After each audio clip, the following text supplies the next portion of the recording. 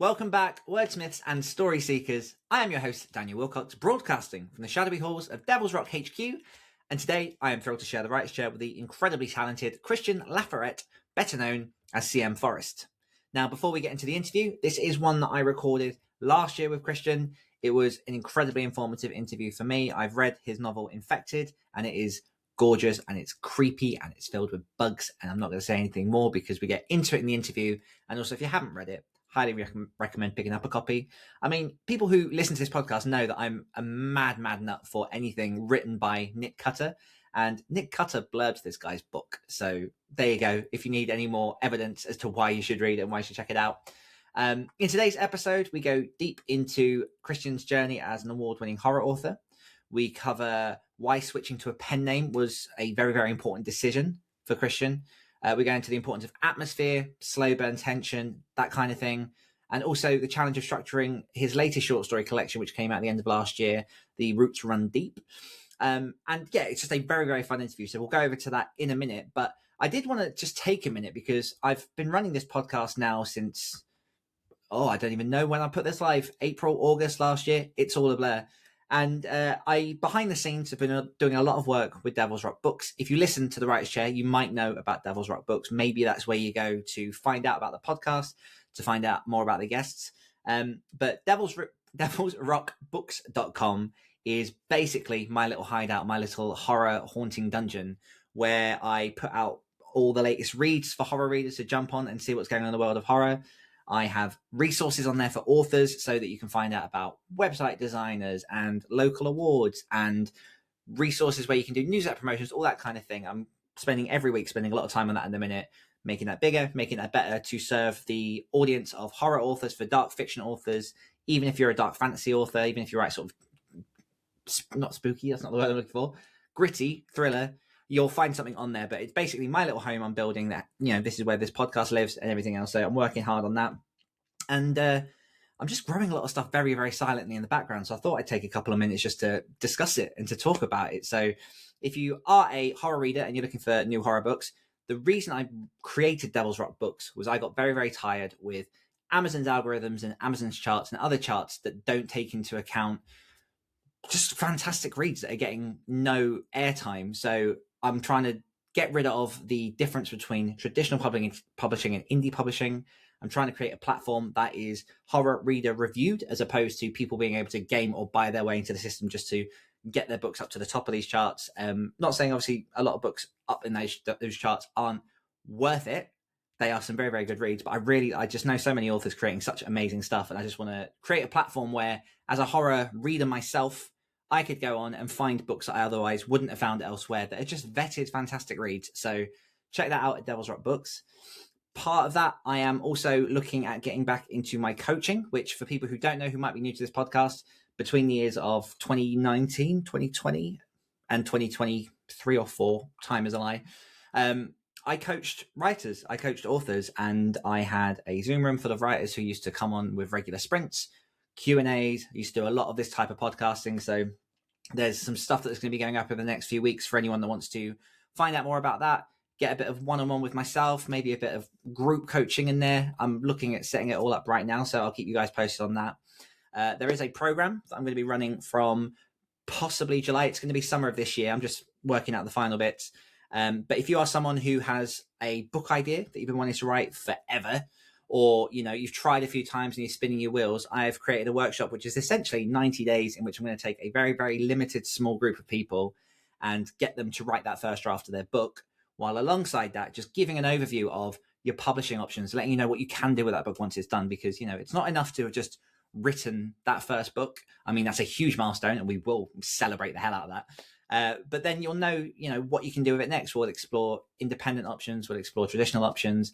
I've written a book a few years back now called The Self-Publishing Blueprint, in which I kind of go through a lot of this, but I'll be doing very on-hand experience with that.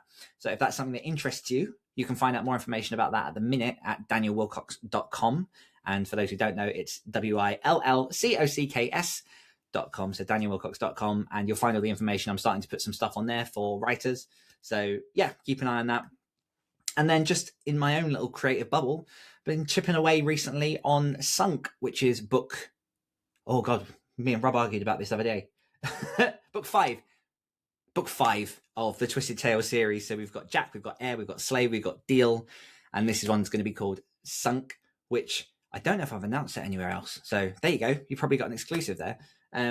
But it's basically going to be a sort of fun, goosebumpsy type novella, very, very cosmic inspired, about a small town and about a church under a lake, which is more than I've said anywhere else, and it's as much as I'm going to say here.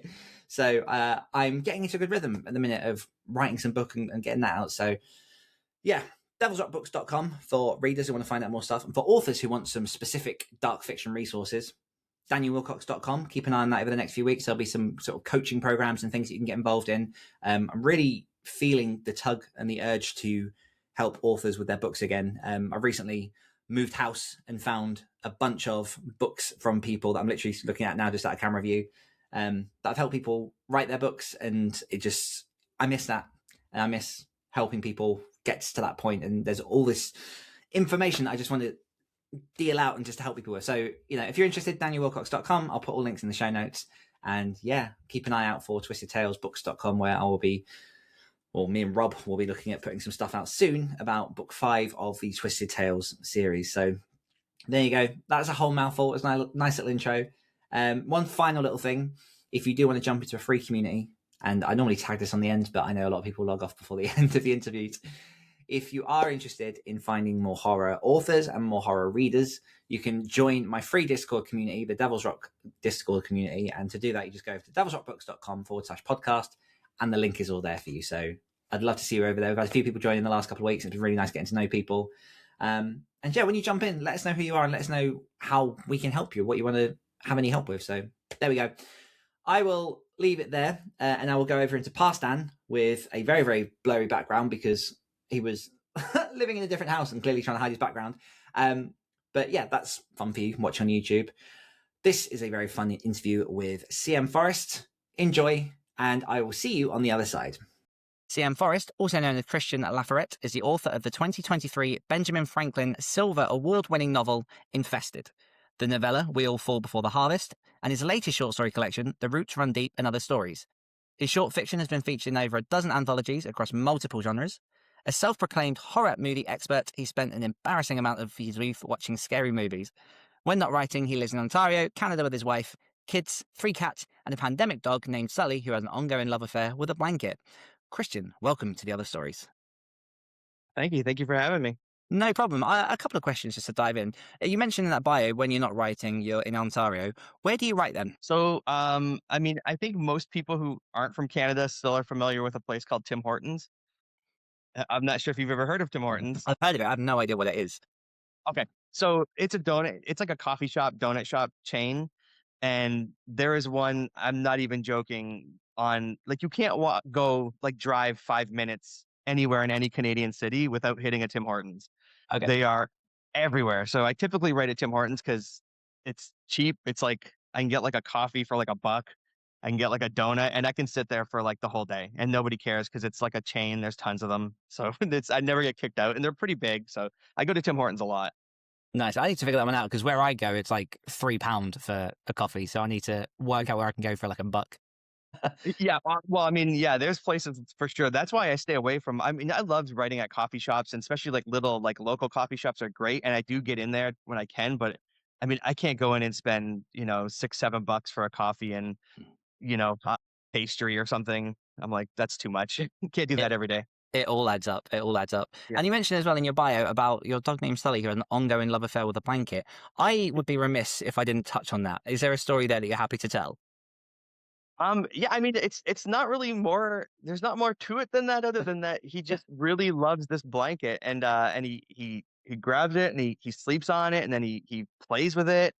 He'll like lay on the floor and he'll like gently like pick out little fibers of it, and just he loves it. He loves this blanket. It's his favorite blanket. And what kind of dog is he? He's a basset hound. Ah, beautiful. Oh, that's a cute picture. What a way to start. Yeah. So for people who are unfamiliar with CM Forrest and all the work that you've done, give us a little background over who you are and how your writing journey began and how you got to where you are today. Sure. So obviously CM Forrest is my pen name, and I've been writing for kind of a long time. So okay, to go back, I went to school for animation. My dream was always to be a comic book artist, which is kind of like one of those dreams you have as a child that kind of doesn't make as much sense when you become an adult. But I still went to school for animation, and I was wanted to do something in that realm. But it was after I was done school for animation where the love of drawing was beaten out of me over 3 years. And I didn't want to draw anything ever again in my life because I had drawn so damn much stuff while I was in school for animation that I started to kind of reassess and go like, what do I like about drawing? And the answer was I liked the storytelling of drawing. I didn't really especially like drawing. I liked having completed a drawing and that drawing told a story. So when I had that kind of revelation, it really something clicked, and I was like, I'm just gonna try to write something. And as soon as I started writing, I was hooked. This was like 10 years ago, and I wrote like a whole novel in like a month, and it was the worst thing anyone's ever written in the history of people. But it was still so fun that I was like, I was hooked. I had to keep doing it, and then I stepped back and started writing short stories, and then flash forward to probably about 5 years ago, maybe 4 years ago. Uh, I was had kind of put together a decent amount of stuff, but was having really no luck and wasn't really pursuing it full time. And then I wrote a novel called Infested, which I started shopping around. And at first, I was getting kind of no takers.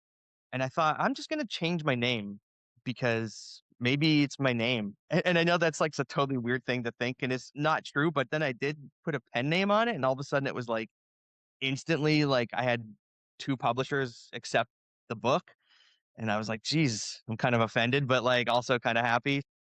And that's why the pen name came in, I think, is just because I felt like I needed something fresh. I don't know. And then since then, it's been pursuing it a lot harder, pushing a lot harder, and I've had success with some of the stuff I've written. I've been published like sort of like a whole bunch of times in a bunch of anthologies, and all of that came after I switched my name. So who knows? Yeah, it doesn't sound like there's much of a coincidence there. And it is, I do think, I mean, most of it's going to be subconscious, but there are certain names that you read of a horror author and you're like, that's an unlikely name for a horror author. But then you look at someone that, from what I've read on yourself, someone that you like as much as I do, Nick Cutter. That's obviously a pen name for Craig Davidson. Yeah. But Nick Cutter just hits so much harder in the horror genre. So, it does, in a weird way, it can sometimes seep in these little sort of nudges. Yeah, I think it was like, obviously my name's Christian, which I'm like, there's some kind of fun kind of angle there writing horror, but um I just was I just it didn't feel like a spooky name, and I thought CM Forest just kind of felt like somewhat mysterious. I was gonna go Christian Forest, but then I thought people would think I was writing like weird, like spiritual nature books or something, and I didn't want that. Yeah, makes sense. And so, where Yeah, did the love of horror come in? Because obviously, you mentioned there that you watched horror movies for years. Where did that kind of start bleeding into your writing? well, I mean, so in my new book, The Roots Run Deep, I actually dedicated that book to my brother. He's older than me, so when I was little, he would babysit me as our mother was at work, and he loved horror movies. So, he was babysitting me, and I was like, I don't know, like 8 or something. And so it was either like go in the house elsewhere and hear the horror movie, but be by myself, which would scare the hell out of me, or sit and watch the horror movie with him, which would scare the hell out of me. But at least I was next to him. So I think it was almost like some sort of weird horror, like Stockholm syndrome, where like after a certain amount of time, I just started enjoying the horror movies and wanting to watch them. And that's when I was really little. And then honestly, since then, like I just gravitate towards it. I love watching horror movies. I love playing horror games. I love reading Mm. horror novels, and I love writing scary things. When I write a scene and it's effectively scary to me, that excites me. And what do you think the pull is with horror? Because obviously, you've presumably had the conversation with people where it's like, I don't get why you write this scary stuff, because there is something, from the outside inherently horrible. That's the whole point of, horror. But what is it for you that kind of brings you in? What's the kind of deeper pull that gets you going? I think that like for horror for me, I love like I'm a very descriptive writer. I like to describe things to the almost to the nth degree, probably to an annoying level to some people. I don't know, but I because I'm very visual, so like I really want people to see this place and feel this place and really experience it.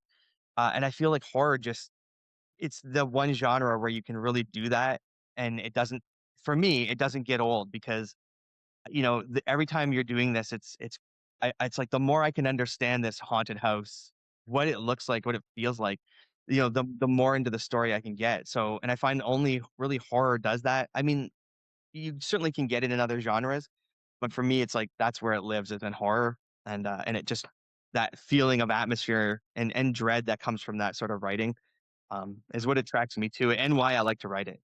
Yeah, just no boundaries, just whatever you want to put in there.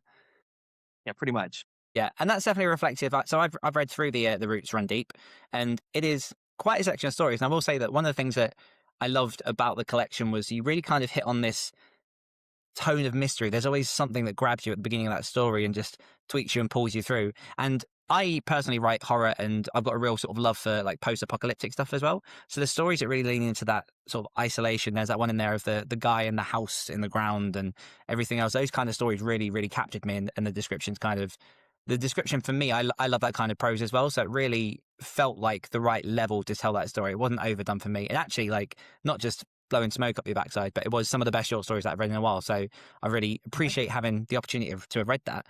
What was the origin of the Roots Run Deep? Where did that come from, and how did that kind of become? So the Roots Run Deep really comes from like I had been writing short stories. I had two books published in 2022, Infested and then my novella We All Fall Before the Harvest. And even though I had written those books like over a year apart, they came out within a month of each other. So that was kind of like bad luck on my part because then I had no new anything. Um, and so I've been working on another novel, but it's taking a long time. So I kind of had this idea that I wanted something to come out, some book, just some new release. And for some reason, it never clicked in my head to have a short story collection.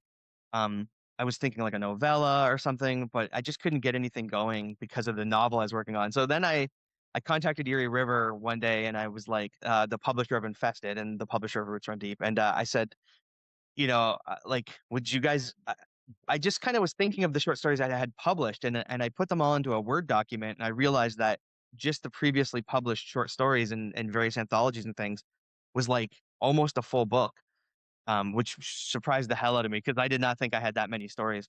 So then when I contacted them and said, "Hey, if I have enough for a short story collection, are you interested?" And they were. And so then it was like, now I need to write. Well, I didn't need to, but I was like, I did want to write a few more stories to pump it up to make it actually into a full book. Um, so it's kind of weird because it wasn't like planned until it suddenly was. It just appeared in my head as this like thing I could do, and it didn't wasn't there before. And it's also you mentioned some of the isolation and stuff. I noticed there's an unintentional theme through the Roots Run Deep because again, these stories were written over kind of a wide period of time, and it's like that's something I gravitate towards, which is like loneliness, isolation, existential horror and dread. I mean, that's and it was more like as I was putting these stories together and placing them in the book, and I was like, holy crap, I go to this well a lot, I guess, because it's obviously this is something that these are things that scare me because I subconsciously keep hitting on them. And there's a lot of recurring themes in there, but the stories never felt samey, which I thought was a real it's a real hard thing to accomplish, to kind of have that kind of I guess playbook that you unconsciously, like, as writers, go to regularly, and every story felt like its own individual thing. What was it like to kind of compose the book? How did you look at putting the stories together? Was there kind of a rhyme and a reason to the order that you put the stories in, or was it throw them in and see what happens? Yeah, I thought I was originally thinking like I'm gonna put them in chronological order from when I wrote them because every story in the book was published from 2017 to 2023 or was written specifically for the book. So that was kind of my initial idea. And as soon as I put like I think the first two stories together, I realized that was not going to work at all and was a terrible idea.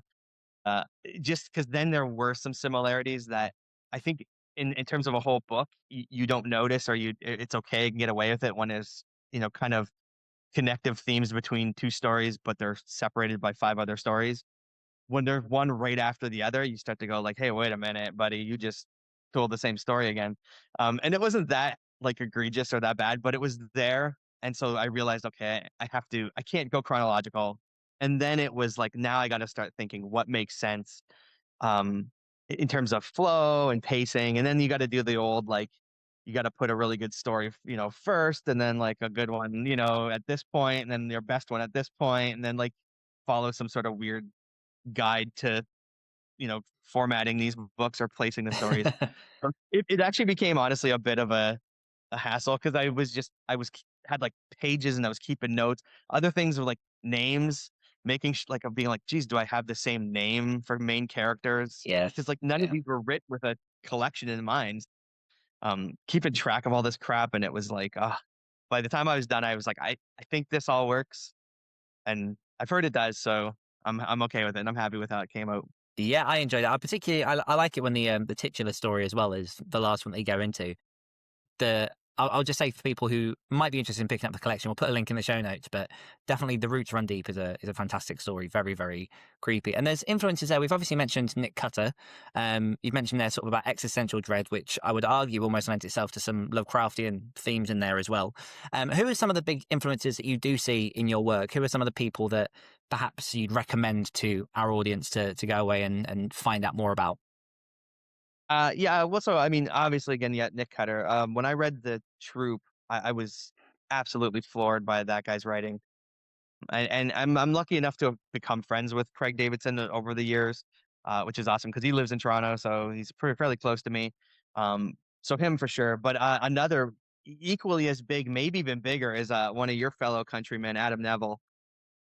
I love Adam Neville's writing. Phenomenal. Yeah, I devour that guy's books. When I was first kind of being serious about writing, when I was tackling Infested for the like writing a novel.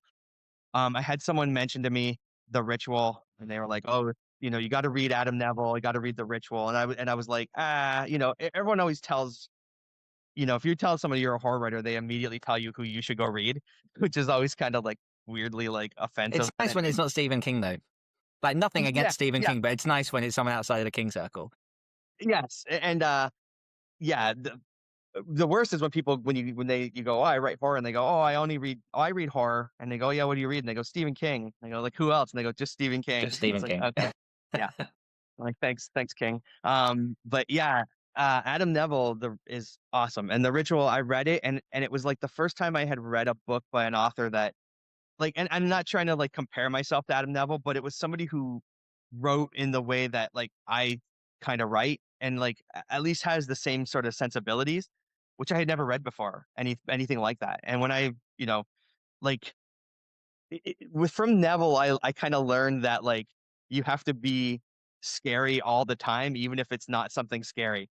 Like Adam Neville will write a person walking through their living room to like turn on the TV or something, and it'll be like the most like dark, deep, dreadful moment ever. And it's like nothing happens.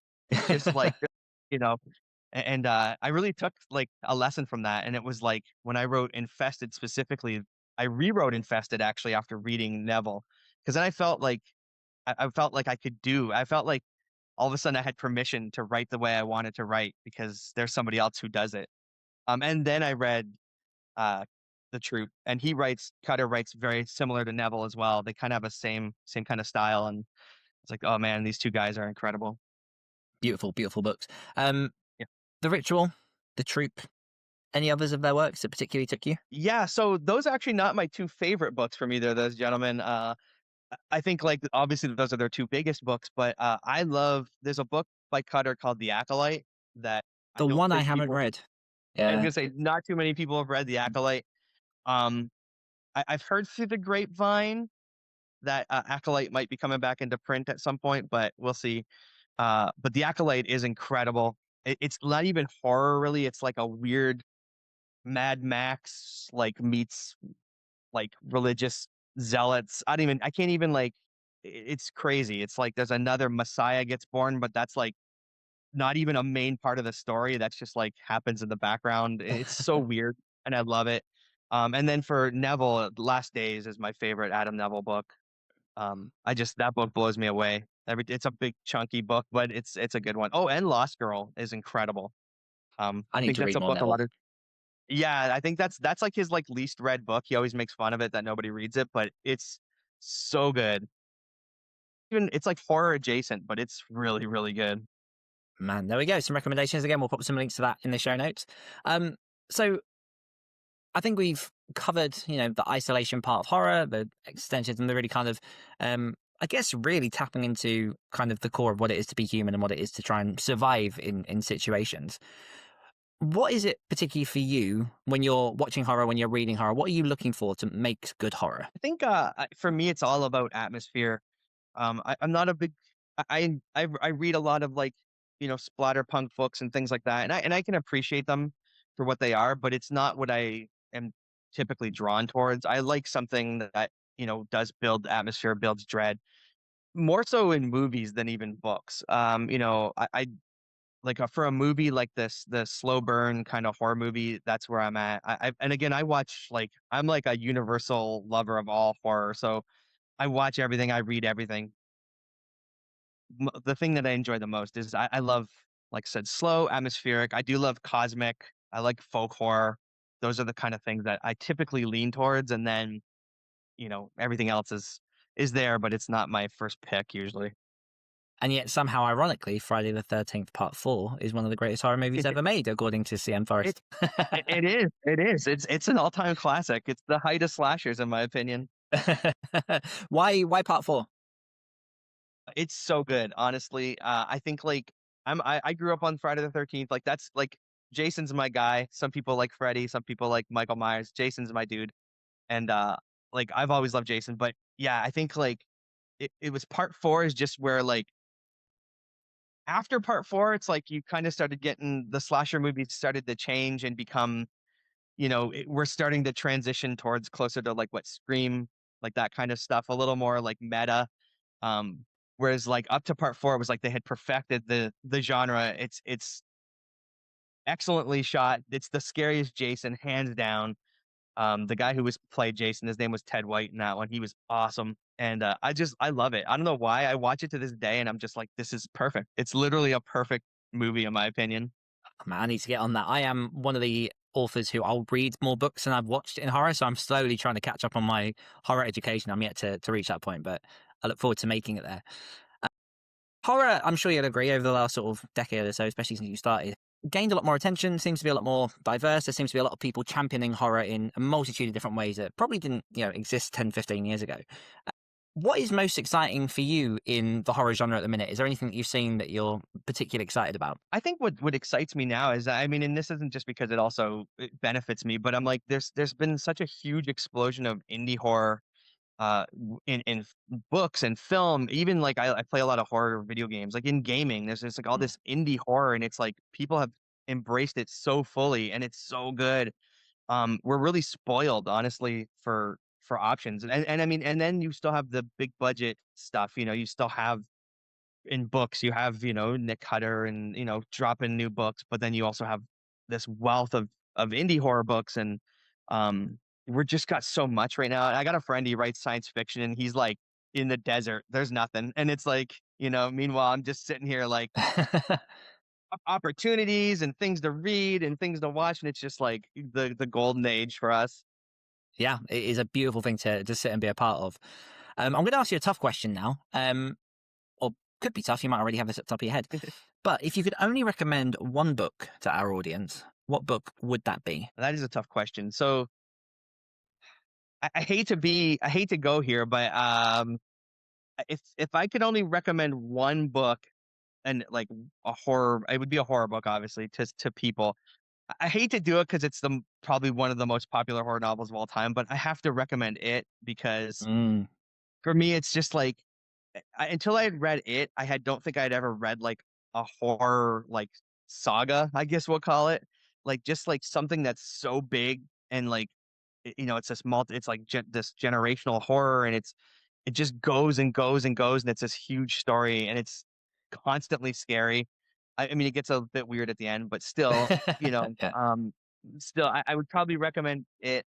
Um, yeah, or you know what, another one I think isn't one I would recommend, and a lot of people love this book, but I mean, it's certainly not held on the same pedestal as it. But Dan Simmons' The Terror Oh, okay. is yeah, a very it's dense, but like it's one of those books for me when I read it, it almost made me stop writing because I was like, I could never write this. Like, this is so beyond what I could do.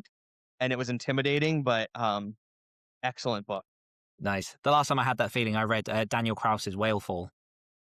Oh, okay. I got I a haven't chapter read. into that and just went, Oh, yeah. I have Whale Fall. I haven't read it. I met Daniel Krause actually about a month ago. Oh, wow, He nice. was a nice guy.